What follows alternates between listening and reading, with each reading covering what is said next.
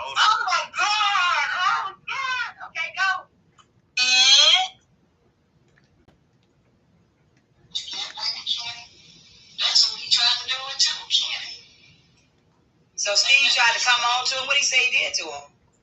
He said that one time, he said that he was in the boat. I think he said, because there's other dudes on bunk beds. He said, Mary, I was sleeping.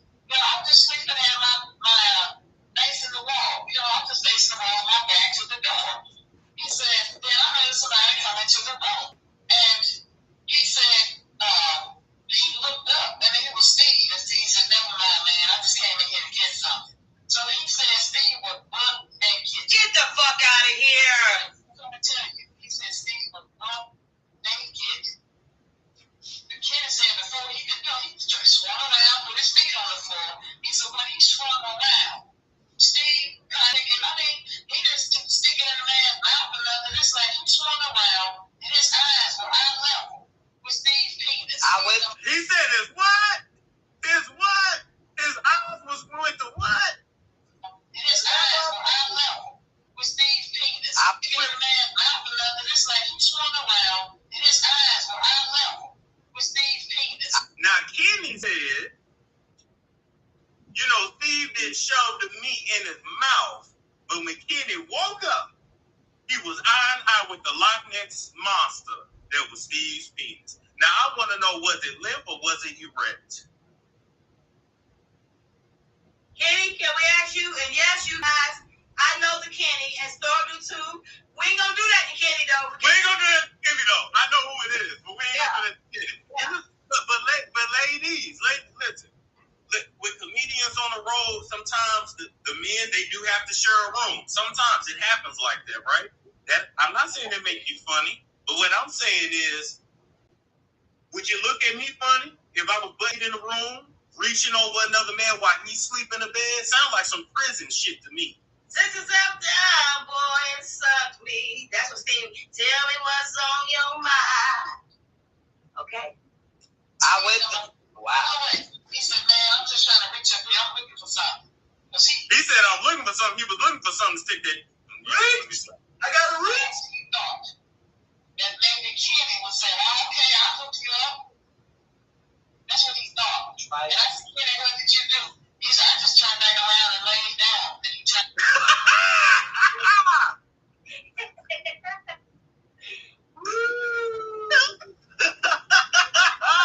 It's always what we can prove on this channel here. It's always what we can prove. He said, I just turned around and went to sleep. Was he trying to pretend it was a knife? I just turned around. Now listen, I don't know if turning your back to somebody that was ass naked with their meat out was smart either.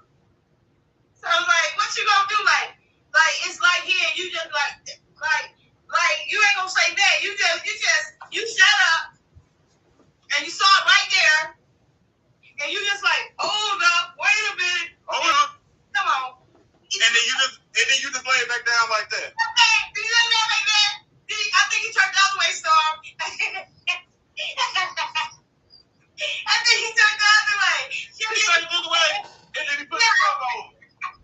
Put the blanket over your head too. Yeah. Let's come on. Let's do this, y'all. Y'all want to tell some shit? Let's do it. Let's do it. I'm just saying. And there's another part to that video as well. I don't know if I want to turn my ass to a grown man that's in a room with his meat out. But what would you have done if somebody walked in and had their meat in your face like that, Storm? What would you have done? I woke up and started swinging because it ain't no reason for me to be in my face. You heard me? Wow. This is crazy. All right. Unless you've been under a rock, you hearing what's in the news, what's in the gossip world. Steve Harvey and Marjarie Harvey is getting a divorce because apparently she got caught cheating with the bodyguard, who's also the chef, which is Steve, longtime friend and bodyguard, Big Boom, who used to be a pimp. You know what I'm saying? So if you've been following Steve Harvey like I have from the radio, and his show and whatnot, he always talk about Big Boom, and you know, it's like first thing come to my mind, they said Big Boom introduced Marjarie to Steve.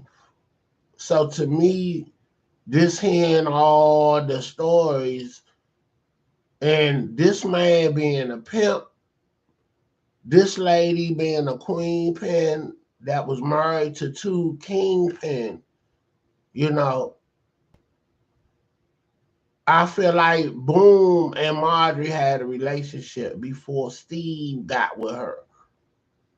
Because Marjorie and Boom is part of that life. The sex world and the drug world intertwine with each other. You feel me? And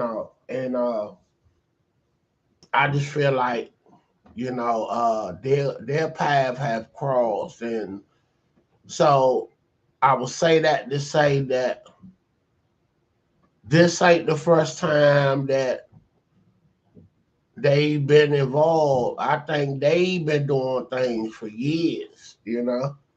And I just feel like that Boom being a Boom being a Boom being a pimp. What's up? You tell D happy birthday? Huh? You singing? Okay. All right. I see you in a little bit. All right. Yeah. So I feel like excuse me, that was my granddaughter. But yeah, but they line Steve up. I just think that just from her being in the life and Big Boom being a pimp, they, that's part of the life to scams go along with the drug game, the sex game, and everybody is a potential lick. You feel me? So Boom knew that Steve was head over heels with Marjorie because she was beautiful. And mind you, y'all, she came with her own money. She came with her own money from the two husbands, the two cousins, allegedly. That's what they saying all over the blog. So when dude went to jail, Jimmy Townsend, when he went to jail, when she went to jail, no, when he went to jail, where all that money went at? So that's another thing that was attractive about her. She wasn't broke. That's how she made her money. And ain't nobody saying this. Suppose she was a madam. Suppose she was a sex worker, like a high class escort or something like that. You know what I'm saying? And yeah. And Steve didn't ask this lady for a prenup. That's crazy in itself. I'm getting different from different places. I'm getting different uh scenarios of if Steve worth 800 million and she gonna get 4 or half of that, or is he worth 400 million and she want 2 of that. So now I'm listening to the dude Storm, and he got some lady on there that was Murray Harvey, best friend or something, and she was recording Murray Harvey about stuff that she couldn't talk about. So this lady, I guess she prophesied that this stuff gonna come out about Steve. Then they saying Steve on the down low. I'm like, oh wow, really? You know, and it's crazy, man. Look, y'all go to Storm show. I don't want to get into all that, I don't entertain all that. I'm a heterosexual dude. I don't entertain all that shenanigans. You feel me?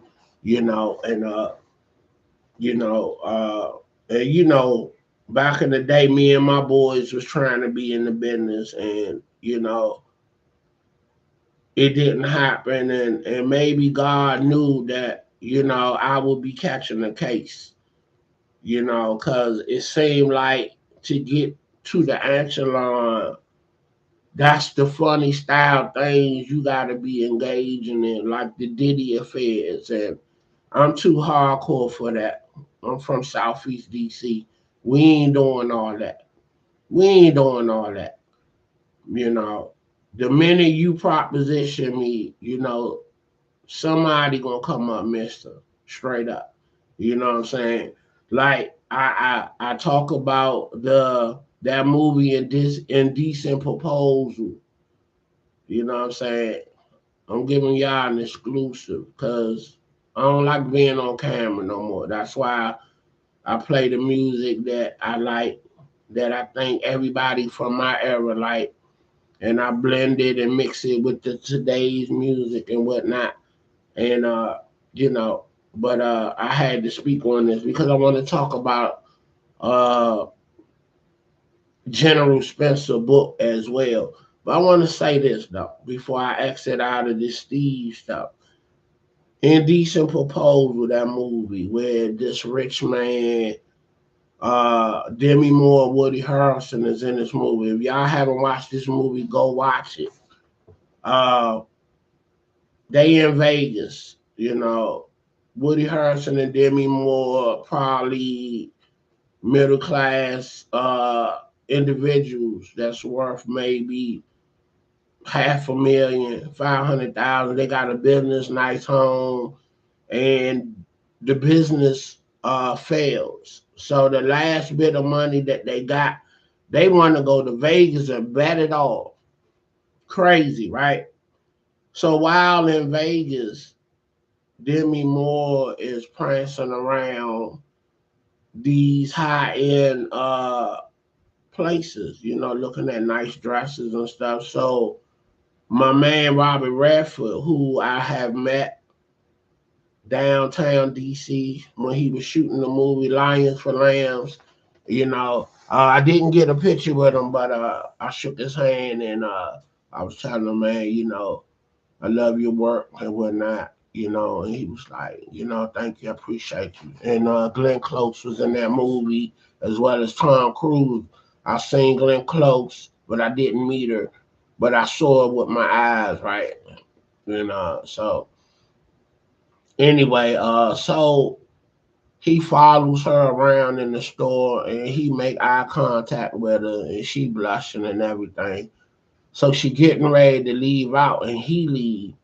So the clerk in the store run up on her and say, hey, you forgot your dress. She said, I ain't buy no dress. I say, yes, you did. The gentleman bought you that dress. And he left a note in there and his number, something to that degree. But anyway, he saw them at dinner and he rolled up on Woody Harrelson and was like, I guess he looked them up or somebody knew them that he knew and knew that their business was failing. Maybe he knew that their business was failing because he was the one probably going to buy the business. Something. It was some kind of intel that he had, right? So with that being said, he propositioned Woody Harrelson and was like, look, I know you're in financial issues and whatnot. I need, look, I can help you out. I need your woman for the night, $1 million. And he was like, what? Thought it was a joke. He's like, no, I'm not joking. Your wife is extremely beautiful, and I like to be with her for a night for $1 million. And his lawyer was a fool. He said, man, don't you know your wife hot? You could have got 2 million, right? So I'm just like, I don't care how broke I am, how busted I am. As a man, that's very much disrespectful. You feel me? I don't care if that's cleaning up my financial issues or whatever. You're not going to proposition me like that on some sucker shit. I ain't going like that. You know what I'm saying? I work at McDonald's. That's what kind of dude I am. I have worked at McDonald's. You know what I'm saying? And I know people that will be broke before they put that uniform on. You know, I'm like, I don't understand people like that. You cool with having your hand out asking for something, but you won't go and get that job and do what you do. Now, you think you that gangster and you think you gonna hit the streets and get it out the mud, then do that. But just know the consequences and deal with it. You know what I'm saying? I never thought that I was that gangster because I felt like I could read, I can write, I can comprehend. I'm gonna get a job.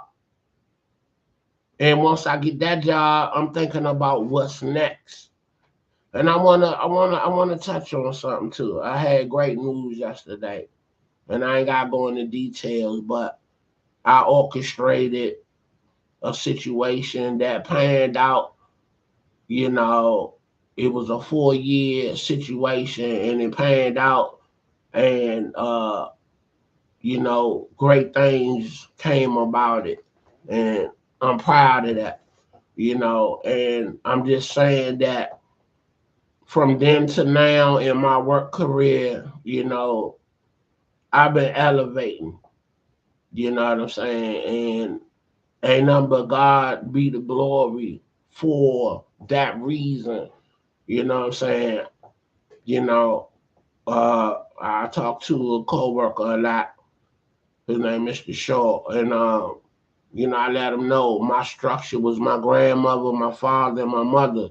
My father was the fear that he put in me to do the right things because he was a G out here. He a OG, you know what I'm saying, in these streets. You know what I'm saying? So I wasn't going to cross him. My mother was like, look, I need you. I'm the oldest of four siblings, and my three siblings were were little girls. I got three sisters. Well, two now. One is deceased, Mika Chambers. But you know, my father going back and forth to college. Anybody that know that college term, you know what I'm talking about. Anyway, my mother was like, look, I need you not dead or in jail to help me look after your sisters. So, and my father used to call and say, when I'm not home, you're the man of the house. So I wore that badge proudly. So therefore, and my grandmother was like, look, you know what I'm saying? I know what your friends doing. I know it's tempting, it's desirable. They got the fancy clothes and cars, but you can work to get all that. And think about it, that fast money, it comes fast and it goes fast. So what you want to get into is long term. You don't need it quick. Listen to what I'm saying. That's what she used to say to me.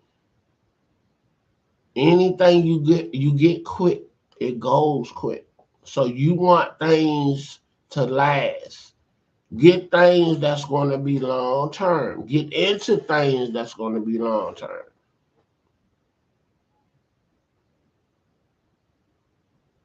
The business that I'm in, in 3 years be 30 years for me. And I done seen the fruits of my labor, you know, and everything I desired to have, I pretty much achieved it. You know what I'm saying? Other than my college degree, I dropped out. So I probably retire and then go back to school to get my degree because I don't have time right now. You know what I'm saying? And yeah, So while I collect my retirement check, then I'll go and sit in somebody class at the, at one of these schools, PG, or Global, University of Maryland. We'll figure it out at that point. I'm about 15 years from retirement.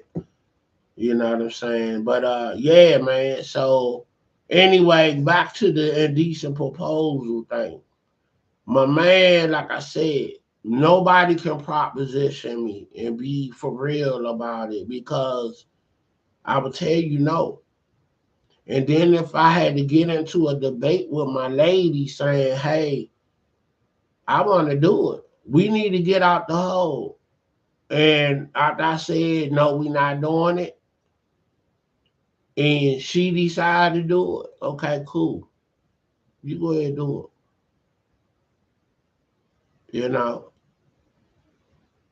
But just know, once you come back, I'm going to break down, and then you go your way, I'm going to go mine. And then with that money,